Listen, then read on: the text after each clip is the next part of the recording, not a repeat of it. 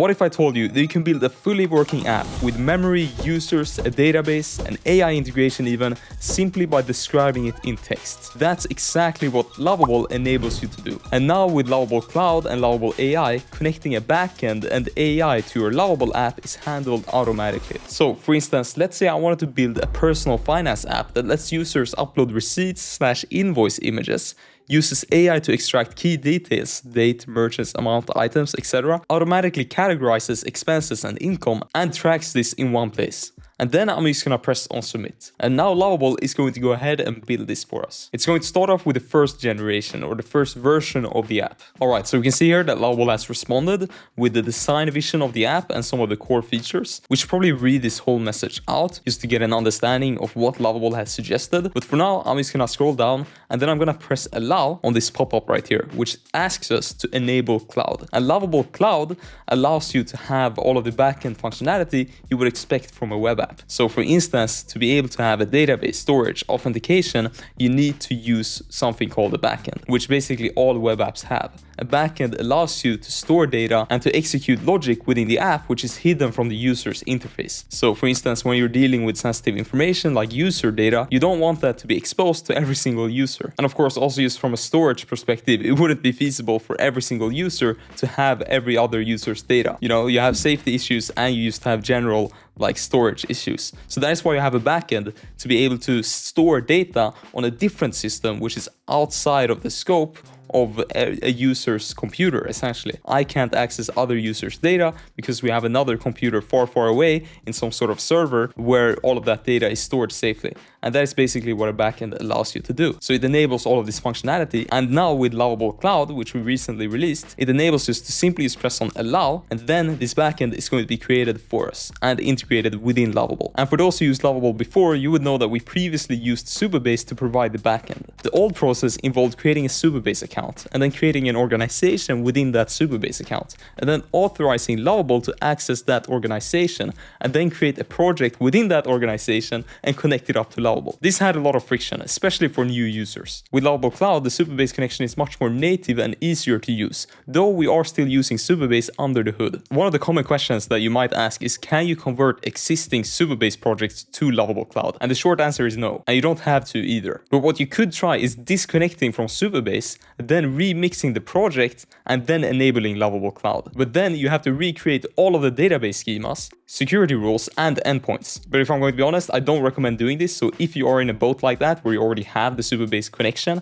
then I recommend you keeping it. And for future projects, you will be able to use Lovable Cloud. And also a note on this, you can now remix Lovable Cloud projects. So before you couldn't actually remix projects which were connected to Supabase. But now with Lovable Cloud, you can actually remix Lovable Cloud projects. Now, how does billing work? Billing is usage-based. Every workspace gets $25 of free cloud usage every month until the end of 2025, enough to cover significant traffic and bandwidth. You likely won't have to replenish this until you have thousands of users. After that, you can purchase top-ups as needed. Now, an important note on this, cloud usage is different from website visitors. Hosting your website is still free. Cloud usage tracks backend operations like database queries and authentication. The other major feature that we released is Lovable AI. It lets you add AI to your app without having to go to an AI provider and sign up and set up billing and create API keys and then having to paste them into Lovable. Instead, everything happens seamlessly now through Lovable. We have launched Lovable AI with a free promotion that lasts between September 29th and October 6th, where all AI usage through Lovable AI is free within that time frame.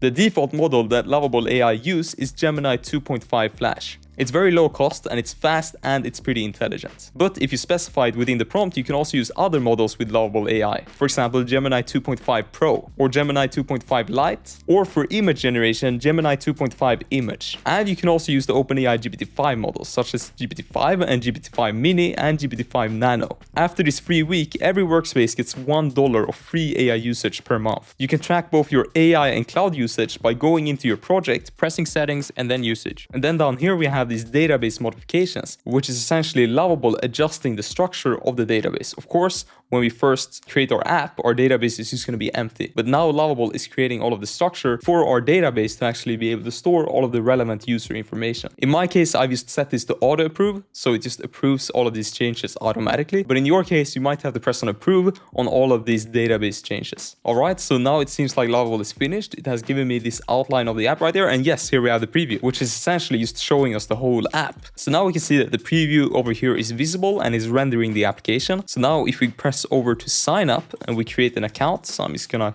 quickly create an account here, create the password, repeat the password, and there we go. Now we're logged in, and as you guys can see, we have this dashboard right here. We should be able to add a transaction. So for this, we probably want to be able to, yes, we want to be able to upload the receipts. Okay, so it seems like I already have some examples of receipts for other videos, so I'm just gonna use this example and then I'm gonna upload it right here. And it seems like it didn't work the first try. We didn't get all of the data kind of extracted from the receipt. Let me try this again. Okay, still we're not getting all of the data. So I'm just gonna try solving this by sending another prompt. And this time I'm gonna use the voice to text feature. So I'm gonna press this button down here. All right, so it seems like the AI extraction feature is not working. I can upload a receipt or an invoice to the upload receipt section, but when I do, I get taken to the add transactions page, and the input fields are not actually automatically filled in based on the receipts. So something is going wrong here. Can you please fix it so it's automatically fulfilled using AI? Send this prompt in the chat. All right, so it seems like Lovable found the issue. So now I'm gonna give this a try again. There we go. And I'm gonna drag this in.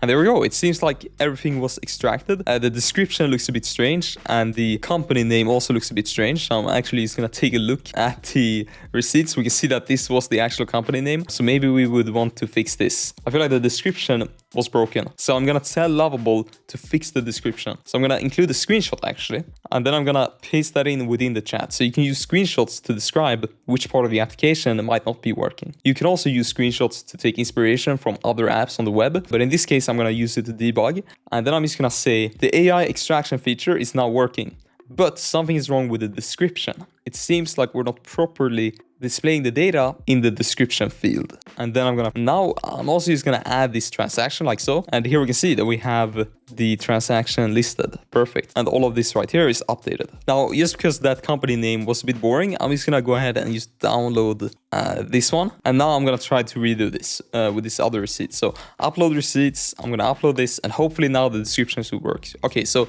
something went wrong. I'm just gonna tell Lovable again. I got an error when I tried uploading receipts. Then I'm gonna send that. And Lovable has access to all of the error logs and information, so it will be able to debug this now. But even though Lovable does, it's still very helpful to be as descriptive as possible when you're trying to debug your app. And debugging essentially just means figuring out what is wrong and solving it. And in our case, we're letting Lovable do all of that for us. And also notice that this file is an SVG, which is probably the cause of the problem. Let's make it support SVGs as well. So I'm just gonna say, this file was an SVG.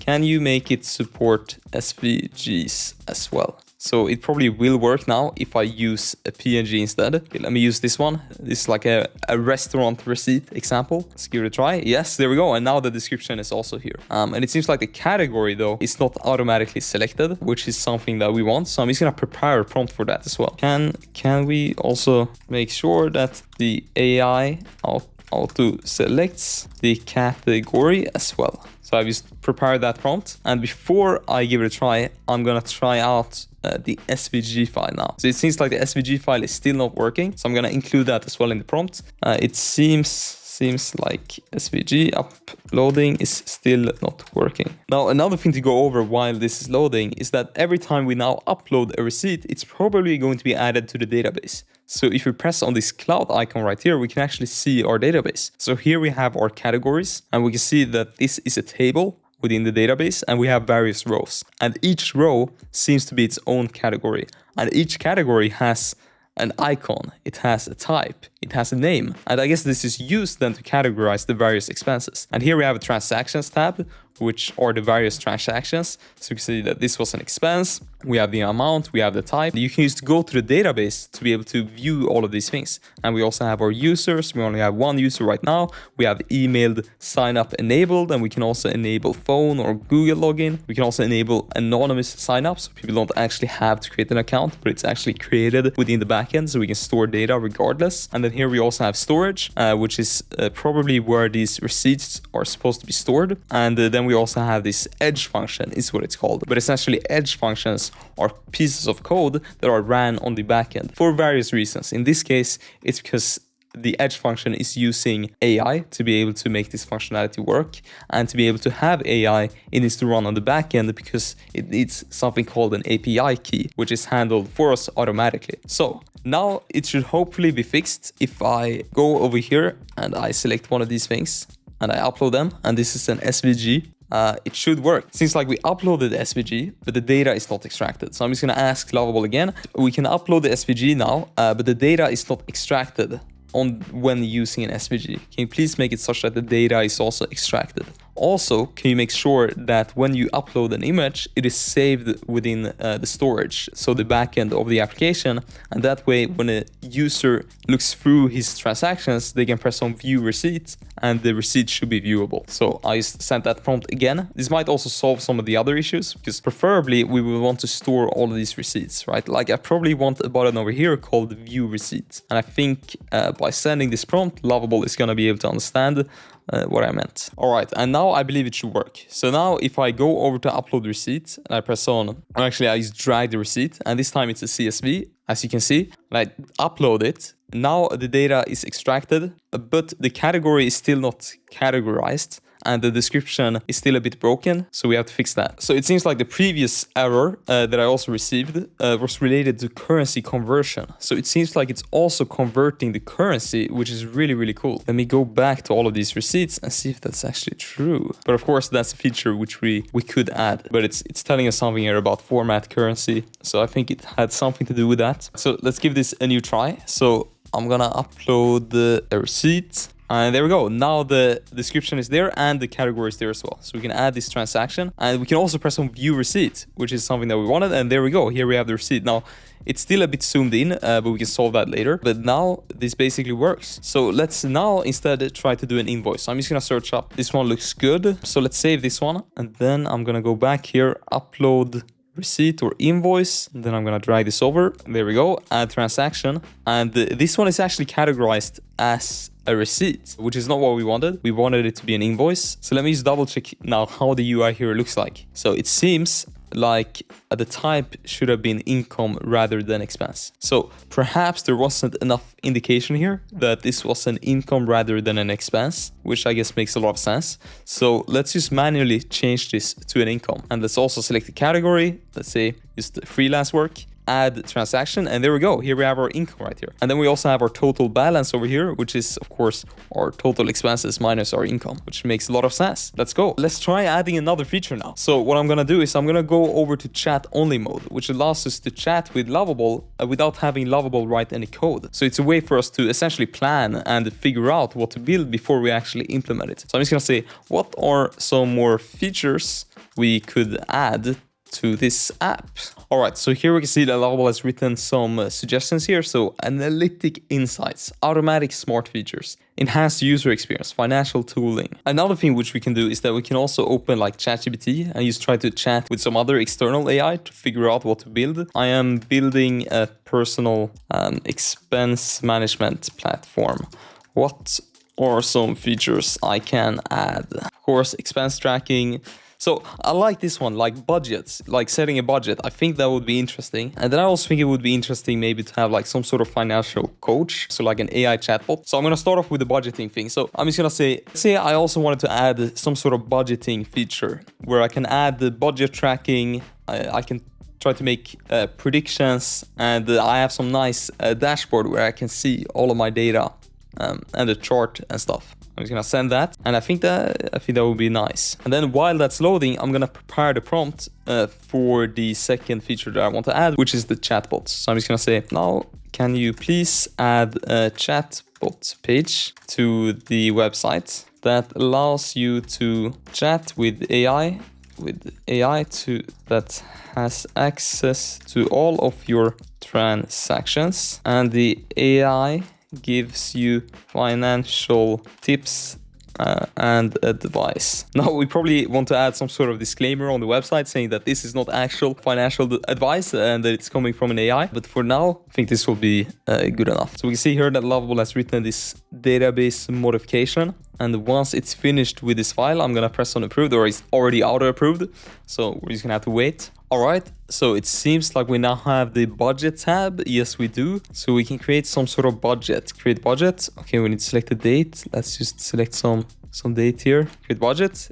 There we go. And yes, I believe we have our budget here. Okay, nice. So now we have some sort of dashboard. Of course, we can make this UI way better. Right now, it's very basic. But I'm going to send this message here as well, such that we can add this AI bot as well to our app. All right, nice. And here we have the kind of spending thing, which makes sense. And this is transportation. So maybe now if I actually add a transaction and I select type expense and then I select transport over there and I do like 500, hopefully that will actually reflect now in our budget thing. So let's just do SL, which is like the Swedish transport thing, and let's not add any description. There we go. And now if we go into budget, yes, we can see that it's filled up 50%, which is perfect. So we can essentially create budgets for particular types of expenses, which is really cool. And it's probably reflected, yes, within our analytics here as well. And now also if we press on the cloud icon and go into storage, we will be able to see our receipt here, or all of our receipts, which is cool. And of course, this is not how a user would access the receipts, but this is how you, as the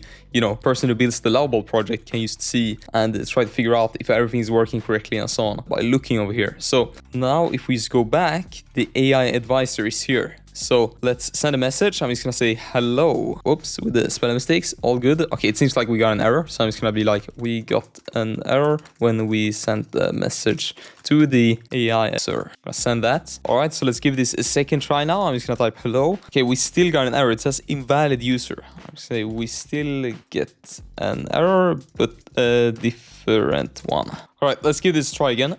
Hello. Okay, nice, perfect. So as you can see, it's now giving us the summary of all of our expenses and stuff. It's telling us, hello, I've reviewed your recent financial activity and I have some insights to share. Here's a quick summary of your financial situation based on your latest 50 transactions. Of course, I haven't had 50 transactions, but it's probably just querying the latest 50 and then only retrieving the ones that are the most recent. So here are some actionable recommendations for you. Please provide more details about this expense with Olivia Wilson. Was this a personal loan, re-employment, a business expense, or something else? Or no repayment? So yeah, it has access to all of this data and it can give you some advice. I guess, what are some general tips you have for me? Oops, a bit of a spelling mistake, but all good. So track your spending regularly, identify reduce non-essential spending, understand your cash flow, clarify the nature of this expense. Yes.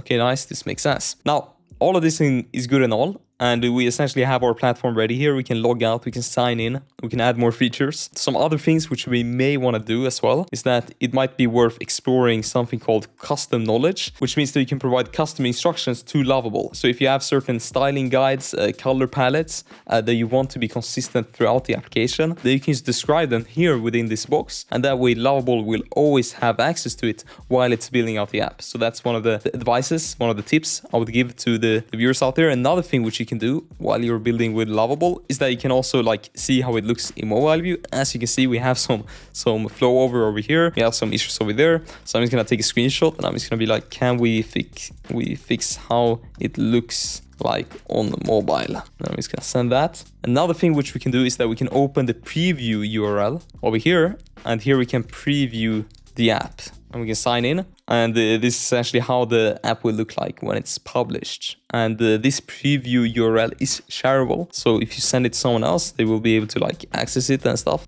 basically. And by default, your project is actually public. So to be able to make it private, you will have to go over here and change this to personal or to workspace. All right, so now if I go into mobile mode, yes, we can see that it actually looks good. So sometimes you have to adjust these things. I can tell that this one also looks a bit weird, but we can probably fix that as well, just with another prompt. But let's say I wanted to publish this app now. Then I would go over here to publish. And here I can customize a lot of the things about the app. So firstly, I can create my own little Lovable domain address, or I can just press on custom domain, and then I can buy a custom domain myself and just connect it up. To this, you would also have to upgrade to a pro plan, but once you have done that, you can buy a custom domain and connect it up to your Lovable project. Here we can also change the actual title of the website. So this will appear in search when people search for the website, if you rank in search. So we might want to, give this some sort of name, like finance body or something, I don't know. And then we can also change the icon up here. Let me use this image of an egg as the icon, and then we can also customize the description of the project. So I can just be like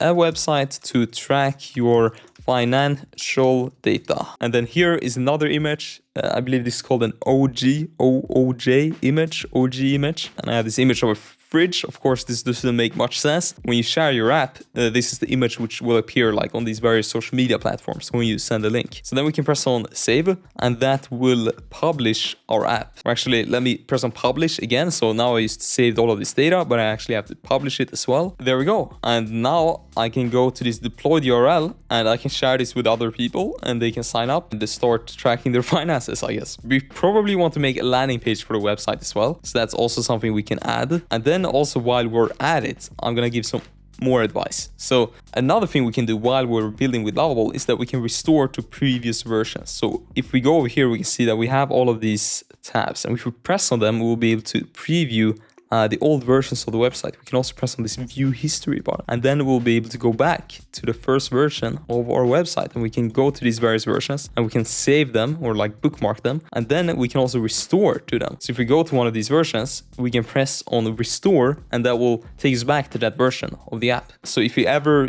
add some sort of new feature and it messes up a bunch of things, then you can always restore. There are some caveats though, and that's because you do not actually restore the database or the database structure. You only kind of restore logic on the front end. So that's one thing to keep in note. Either way, now we can publish our app. Another thing that you should do before you publish your app is to conduct a security scan to make sure that your app is actually secure. So in our case, we probably don't want other users to be able to view another user's financial data or be able to change it in any way. So that's pretty important for us in this case to do the security review, but you need to make sure that all of the apps that you build are secured, because us, a user, might be able to make changes to another user's data, or maybe be able to empty out the whole database if you don't have a proper, security rules. So if you go over here, press on security scan, and then if you go try to fix all, it should be able to fix it. And in our case, Lovable actually already checked all of the security issues before publishing the app. And it seems like we only have this warning right here, which isn't a huge issue. As you can see, this is kind of the breakdown of the kind of security levels. So if we have an error,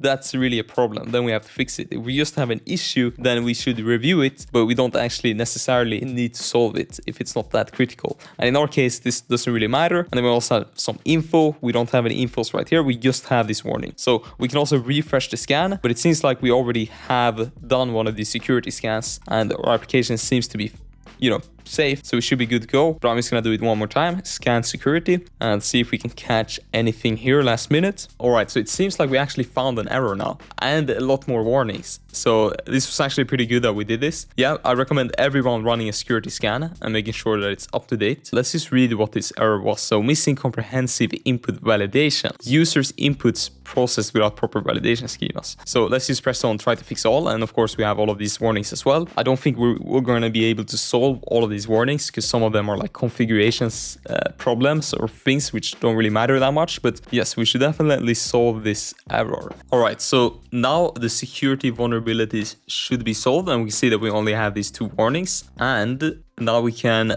update our website, and there we go. And now we can go to our published site. Now I want to cover some other things as well, because right now we just have this basic web app that has, database functionality, AI functionality. But let's say you wanted to add some sort of service or functionality within your app that wasn't natively supported within Lovable. There are these things called APIs, and APIs allow you to connect external services. We have things like a weather API, so you can know the weather in various places. We have Text of Cards API, Yahoo Finance API, so you can get financial data, Spotify API, Stripe API, Resend for emails. So there are these various APIs, and we at Lovable have native integrations with some of these APIs, including Stripe, including Gemini and OpenAI, and that is what allows you to seamlessly integrate AI within your Lovable app. But some of these integrations aren't seamless. But I still want to explain how you would be able to integrate a service which isn't seamlessly integrated with Lovable, because you may want to do that. So the API I'm going to use is the Google Books API,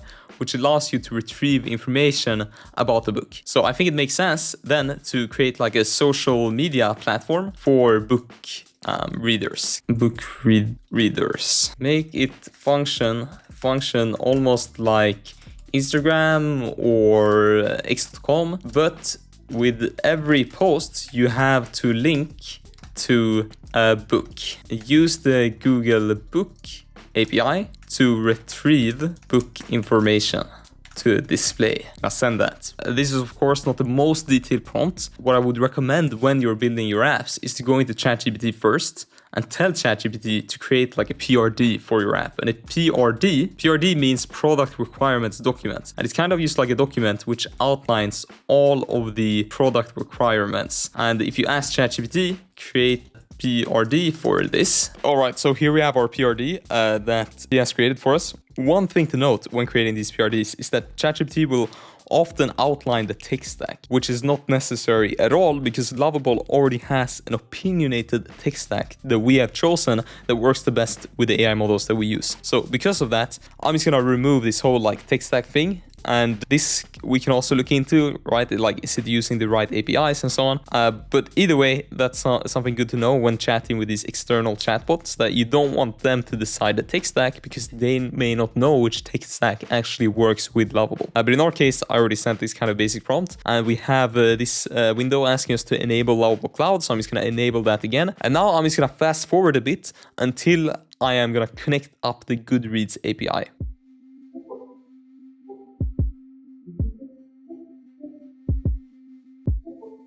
All right, perfect. So now we have our first version. Let me just see if this works. Of course, it seems like we don't have like sign up, do we? Test.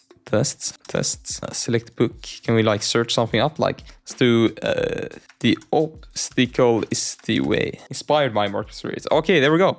And it seems like the Goodreads API is also kind of seamless, actually. Maybe it's a free-to-use API. Okay, maybe this was a bad example then to use, but all good. I really like this book. Share. Okay, so it seems like I've shared this post right now. And now if I go over here, I can't see it though.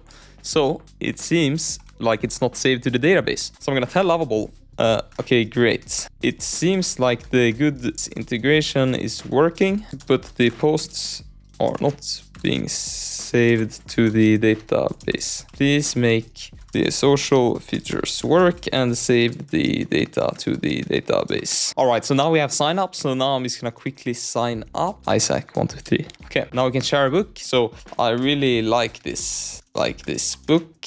Okay, what book do we share? How to win friends and influence people. Share posts. There we go. And now we have shared our post. So essentially this was a public API. So we didn't require any sort of authentication or API keys to be able to use it. But let's say I wanted to use a private API. I believe most of these are actually public, so you don't have to worry too much about them. Let's say I wanted to use the 11 Labs API. So 11 Labs is software which allows you to take text and have it be read out by an AI essentially. But the AI voices are really accurate. They kind of sound like humans. So if I play this. In the ancient land of Eldoria, where skies shimmered and forests whispered, you'll be able to see that it's very high quality. And I think I can use this as an example. So if I were to sign up to 11 Labs and then I were to want to integrate 11 Labs to be able to read out, let's say, posts. So I'm just going to ask Lovable, I'm just going to be like, can you now add an 11 Labs integration such that there is an audio button on each post where if you press it, the text within the post will be spoken out loud from an AI. It's a very vague prompt, but I don't think it matters. I think Lovable will be able to figure out what I mean. And then while that's loading, we will have to go into 11 Labs and get something called an API key. So if I go into 11 Labs and then I go onto developers and then I go on to create an API key. And then I press on create key and I can call this Lovable book social media platform. And then I probably need to grant access. So it's the text to speech feature that I want. I want the text to become speech. So I'm going to press on access. And we probably want some of these ones as well, perhaps. But for now, I'm just going to do the text to speech because I think that should be enough. And then I'm going to press on create key. And then I'm going to copy this key to my clipboard. And now we can see here in Lovable that Lovable is asking us for this 11 Labs API key. Then I'm just going to paste that in and press on submit. And now this integration will actually work. And the reason why we need to submit our API key is because 11 Labs needs to be able to identify that we are the person using their API, using their integration. Because this might cost in the long run. And then, 11 Labs will have to bill me. And the reason why you don't just dump your API key in the chat right here is because your API key is very sensitive. So you want to keep it hidden. So when you add it over here, it's actually injected within the backend right here into this secrets page where you manage all of your secrets that are not exposed to the front end. Right now it was empty and I think it's because it's still loading. Okay, so let's give this a try now. Okay, so something went wrong. Maximum call stack exceeded. What we could do is that we can press on the cloud and then we can go into this endpoint now. And we can press on this error and then we can try to figure out what happened. And I think that we'll just be able to solve this. The thing which we have to be kind of aware is if it's something within the configuration that is wrong inside of 11 Labs or inside of another API that you are connecting with. But in our case, I think it's lovable. So I'm just going to be like, I got an error when I pressed the listen button. I'm going to send that. And now hopefully this should work. All right, so let's give this a try now. Isaac123 shared a post about the book How to Win Friends and Influence People by Dale Carnegie. Here's what they said. I really like this book. Let's go. Okay, so this feature now works and perfect. So this is basically how you would implement various APIs or various services, external services within your app that we don't have native integrations with. Another thing which you probably want to do when you publish your Lovable apps is to hide this Lovable badge. You probably want to enable this. You have to pay to enable it. But by default, you will have this little badge in the bottom right corner of your Lovable app, which takes you to Lovable. So probably want to hide that when you publish your app. I just think it was good to cover that so people don't miss that. Some other good things to know about Lovable is that you own your code. So if you want to download all of your code and make changes to it within a code editor, then you can just press on this GitHub button right here and connect up your GitHub to the project. And for those who don't know what GitHub is, it's a way for programmers to kind of manage their code. So yeah, you can connect up GitHub and then just download the whole code base. You can also change code within Lovable right here inside of this code editor, but you do have to upgrade your plan to be able to do that. Otherwise, you can just view the code. But yes, that's basically it. I wanted also to give a bit of an overview of what's actually going on. And the reason why I want to give this additional context is because I think it will help you immensely when you're building within Lovable. But it can be a bit boring, but I'm going to try to make it fun. So when you visit a website on the web, there are actually a few things happening behind the scenes. So firstly, you type in this domain name, and the domain name actually maps to something called an IP address. And an IP address is kind of the address of a computer. And you may ask, why am I typing in an address of a computer when I go to a website? And the reason is because you're trying to access YouTube's servers, YouTube's computers. So servers are essentially just computers. The kind of distinct difference is that servers are not like personal computers. Servers are not individual users. Rather, servers are these computers used just to serve users with the the data the users need. And in our case, we need the website youtube.com, the YouTube UI. So there's probably some cloud computer cluster somewhere, right? Probably looks like something like this, right? With a bunch of computers next to each other, communicating with each other, and optimizing all of this traffic. And what's happening when you're visiting YouTube is that one of these computers is going to notice that and is going to respond with the YouTube UI and the YouTube website back to you. So you're going to receive the front end of the YouTube application. So we can imagine that the YouTube application is the whole idea of YouTube, it's the whole application of YouTube.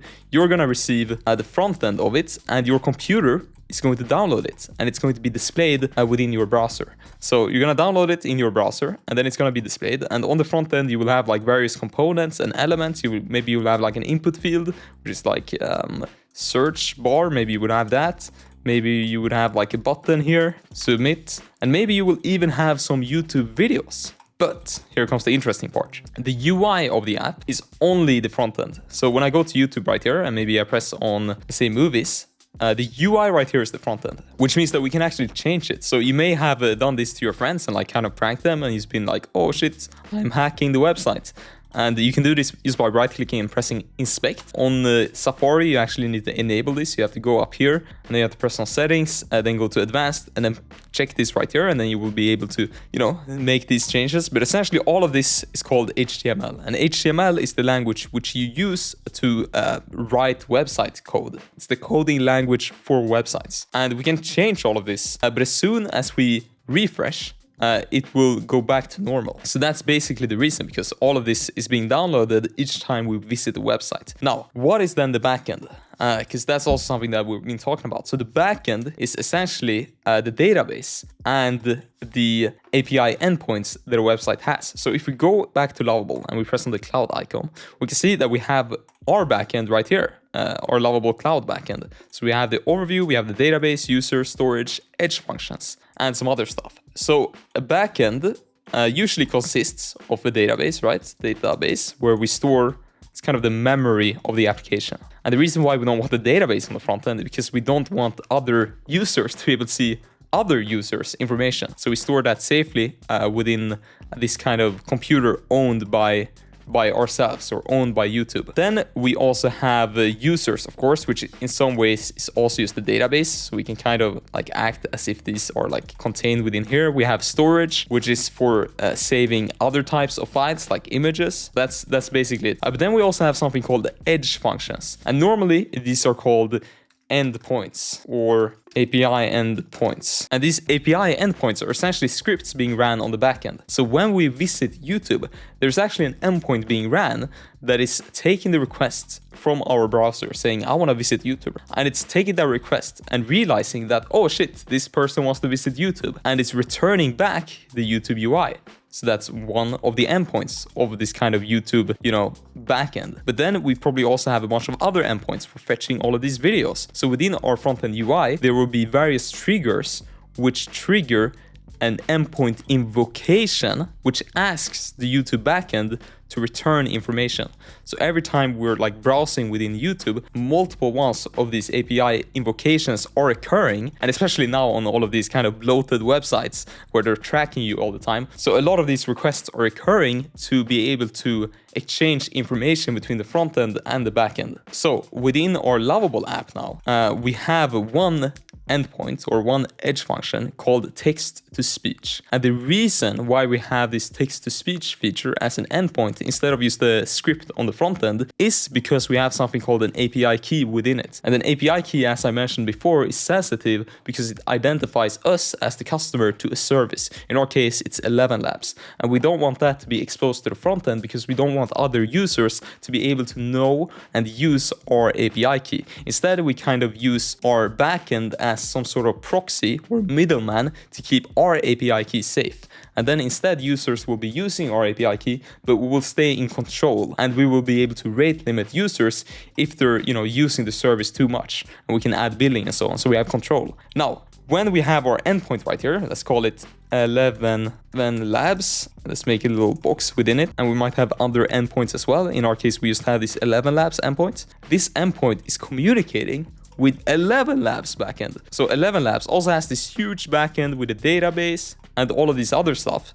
And they also have endpoints. Okay, so our endpoint is communicating with their endpoints, and then their endpoint is returning data back to our endpoints. So it's like going like this, and then it's going back to our endpoint, and then it's going back to the front end. So this is basically how the web communicates. Now it's getting a bit messy with all of these arrows, but basically this is the idea. So this is how the web communicates. It communicates through these endpoints, these API requests. And basically when you want to integrate an external service, this is kind of how you would do it. Lovable will create an endpoint automatically for you.